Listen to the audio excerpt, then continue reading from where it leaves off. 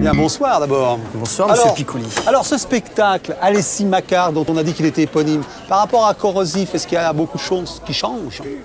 C'est au blanc manteau, ça. Ouais, c'est ça. En fait, il a un peu évolué, mais toujours dans la même veine, un peu méchante, un peu satirique. Disons-le, vous êtes le white trash du Jamel Comedy Cloche, le petit blanc qui essaie de se faire remarquer. Qui vit dans une caravane, qui couche avec sa sœur et... Cette attitude provoque, très trash, c'est une posture, ou bien c'est votre regard sur la vie? Ouais, c'est à la fois le regard sur la vie, mais c'est une posture, ouais, enfin c'est de la provoque à 2 balles, hein, c'est que de l'humour. Hein. Non, pas 2 balles, c'est pas mal du tout. Moi je trouve ça. Protégez-moi. Non, j'ai trouvé ça intéressant. Alors donc les thèmes que, bon, c'est un peu, vous êtes un sociologue, quoi. En fait, vous passez la société en coupe serrée et puis vous appliquez votre regard un peu teigne. On essaie de disséquer un peu les thèmes sociétaux, ouais. Hein, en partant un peu de tous les clichés, parce qu'on a l'impression que vous n'aimez pas les jeunes, vous avez 29 ans, puis déjà les jeunes, vous les aimez pas du tout. Vous trouvez que c'est un peu, ils foutent rien, qu'ils pourraient bouger leur cul, enfin des trucs comme ça, quoi. Ouais, enfin je déteste à peu près tout le monde, mais je crois que c'est important en humour de détester tout le monde. Ouais. C'est bien de tremper sa plume dans des choses un peu méchantes. Alors vos têtes de Turc, là, est-ce que vous détestez à fond, là? En ce moment, là? Ouais, en ce moment. En ce moment, il y a pas vraiment... Il y a peut-être une chose, la semaine dernière, j'ai vu, c'était un vendredi soir, il y a toujours à Paris des marées humaines de mecs qui font du roller et qui chopent tous les grands boulevards et c'est absolument atroce.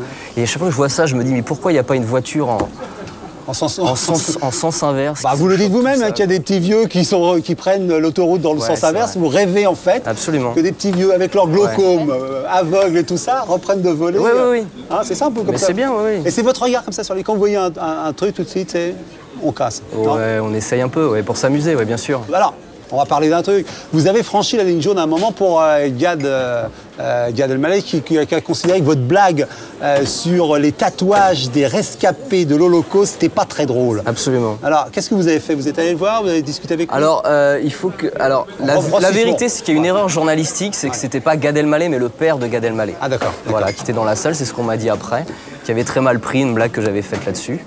Et... Donc voilà, après... mais vous le dites, vous le dites sur scène, vous dites attention, là, j'ai franchi la ligne jaune, il y a des trucs... Oui, mais c'est jouer à chaque fois avec la limite et, puis et faire un aparté pour dégoupiller, pour... Vous dites on va me dieudoniser. Ouais, bien sûr, on va me dieudoniser. Et ça vous fait peur, ça, des fois, vous dites je peux déraper si tout est bien maîtrisé? Je pense que, pour revenir sur le problème de Dieudonné a dérapé à l'extérieur de son propre spectacle. S'il avait fait en faisant rire, le rire... fait passer énormément de choses. En tout cas, moi, pour avoir vu Corrosif, je trouve que vous y allez bien et vous y allez fort et que c'est intéressant. On va écouter un extrait de votre spectacle, Alessi Macquart, mesdemoiselles, mesdames, messieurs. Voilà. Merci bas. Je parle un peu d'adoption dans mon spectacle, parce que j'ai toute une partie où je parle un peu des enfants, et c'est vrai que ces derniers temps, il y a eu beaucoup de problèmes, beaucoup d'infanticides vraiment trash. Notamment, il y a aussi l'histoire de cette mère de famille qui a mis ses enfants dans son congélateur. Et il y a aussi ce fait divers absolument atroce de ce père de famille qui est parti au travail en oubliant sa petite fille dans sa voiture en plein soleil. Et lorsqu'il est revenu, elle était morte déshydratée. Vous vous souvenez un peu de ce truc-là? C'est terrible, quoi. Je veux dire, c'est quand même la manière la plus débile de tuer son gosse, quoi. D'ailleurs, comment peut-on oublier son gosse dans une voiture, quoi? Déjà que je me fous la pression quand je laisse des surgelés dans le coffre. Puis bon, je voudrais pas rajouter trop de sarcasme à une chose aussi atroce, mais je me demande bien quelle précaution le père va prendre la prochaine fois qu'il va décider de remonter en voiture. C'est avec toute sa famille. Vous vous rendez compte, la paranoïa, quoi.